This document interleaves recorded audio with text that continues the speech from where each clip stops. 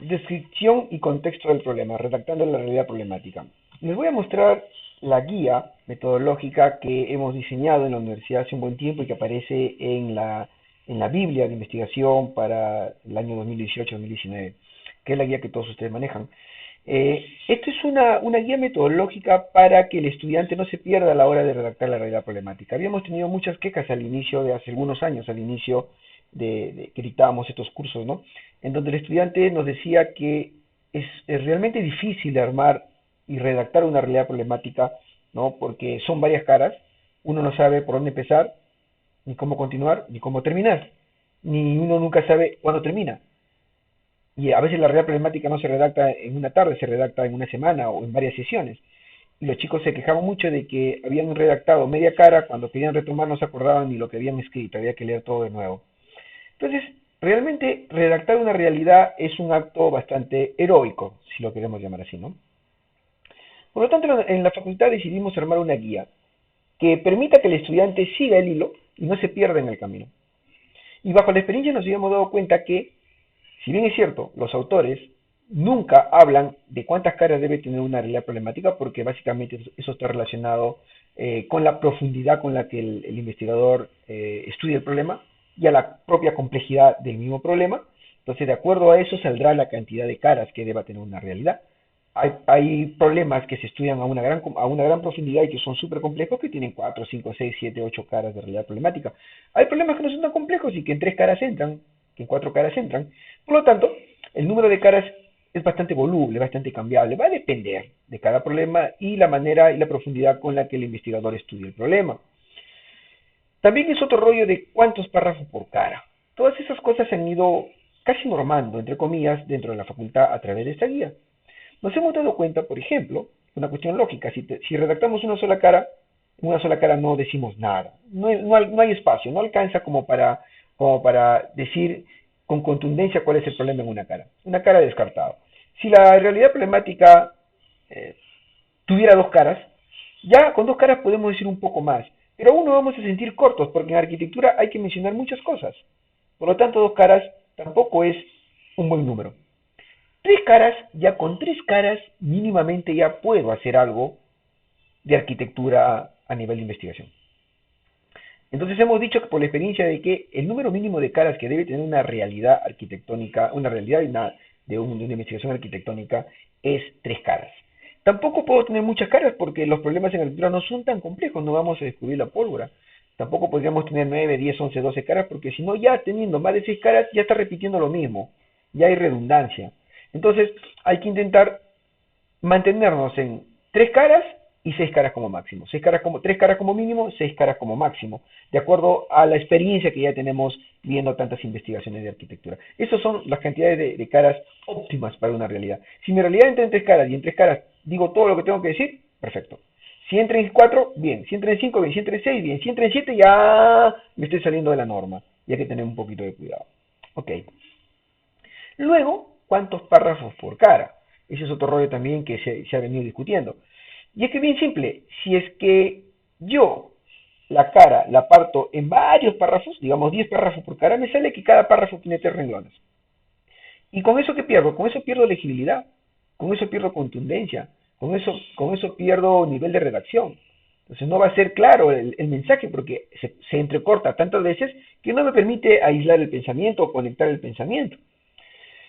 Que además debemos cumplir con lo que pide la norma APAC y con lo que piden los autores de metodología de investigación, que la realidad problemática es una redacción fluida, que va de lo global a lo específico, ¿sí? Y que debemos hablar del problema en estos tres ámbitos y dar contundentemente argumentos científicos de que esto es verdad, de que esto sí existe, ¿no?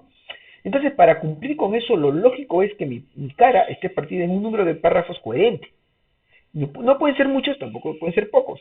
Entonces, el número óptimo o adecuado de párrafos por cara es 3.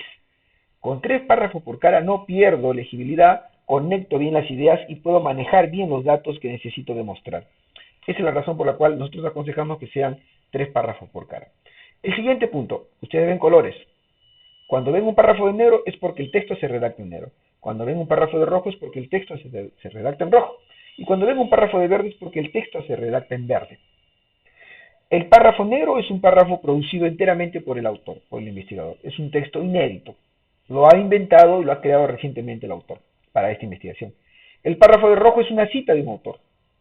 Y en este caso debemos hacer citas cortas, según APA. Citas cortas, no citas largas, porque la cita larga se come el párrafo. Una cita corta entra en un párrafo de manera muy precisa. Y cuando veamos los párrafos verdes son parafraseos. Y los parafraseos tienen que estar de acuerdo a lo que pide el manual APA. Parafraseo global, parafraseo nacional y parafraseo local. Y aquí tenemos que hacer una cápite porque tenemos que explicar los tipos de parafraseos que hay. Hay parafraseos mecánicos y parafraseos constructivos. Los parafraseos mecánicos son aquellos que uno repite con sus propias palabras o con sinónimo lo que el autor dijo. Eso no nos interesa en investigación científica. Lo que nos interesa en investigación científica son los parafraseos constructivos. Y un parafraseo constructivo es aquel que contrasta en la realidad lo que el autor dijo. Un constructivo no dice con otras palabras lo que el autor ya mencionó, lo contrasta con la realidad y da argumentos de que si lo que el autor dijo se cumple o no se cumple en la realidad. ¿Ya? Luego también tenemos códigos, ¿no? P1, P2, P3, número de párrafo, INTR, introducción, C1A, cita al primer autor, P1AG, parafraseo al primer autor a nivel global, P1AN, parafraseo al primer autor a nivel nacional, P1AL, parafraseo al primer autor a nivel local. C2A, por consecuencia lógica, cita al segundo autor. Por consecuencia lógica, P2AG, parafraseo al segundo autor a nivel global. Parafraseo al segundo autor a nivel nacional, parafraseo al segundo autor a nivel local, cita al tercer autor que habla de la variable, de la 21 variable que tengo, parafraseo al tercer autor a nivel global, nacional, local. Jus es justificación, hipotetización y con conclusiones. Muy bien, este es el esquema para las investigaciones de una sola variable.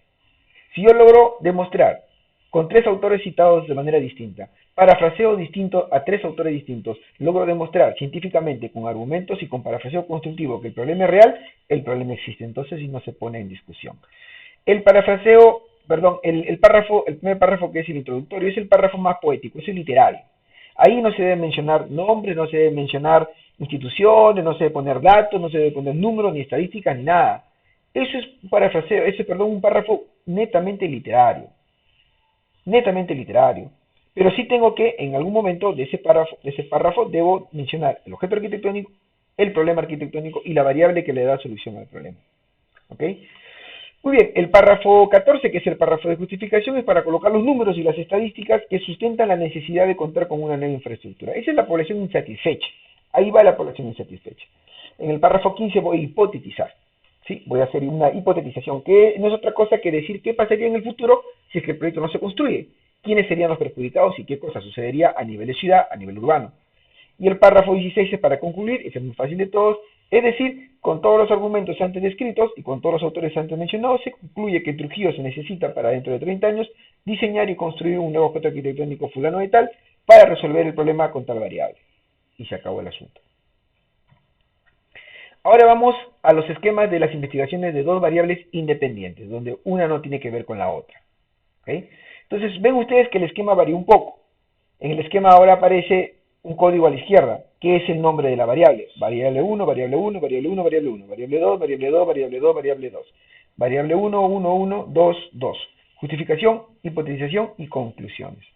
Entonces, en este esquema lo que yo hago es simplemente, después de la introducción, cito a un primer autor, que habla de la variable 1.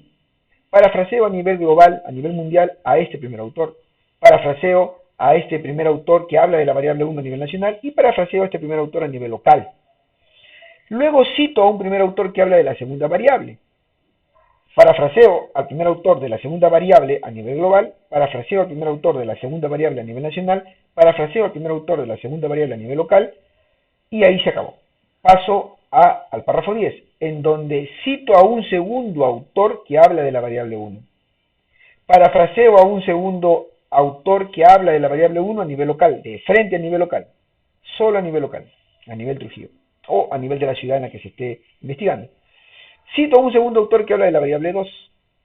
Parafraseo a nivel local al segundo autor que habla de la variable 2. Justifico, hipotetizo y concluyo.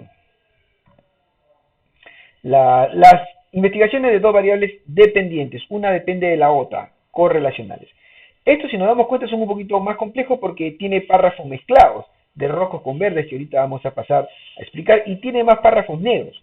Quizás son las investigaciones que nos demoramos un poquito más en redactarlas porque son un poquito más meticulosas, ya que una variable afecta a la otra y nosotros debemos expresar esa afectación a la hora de la redacción de la realidad problemática.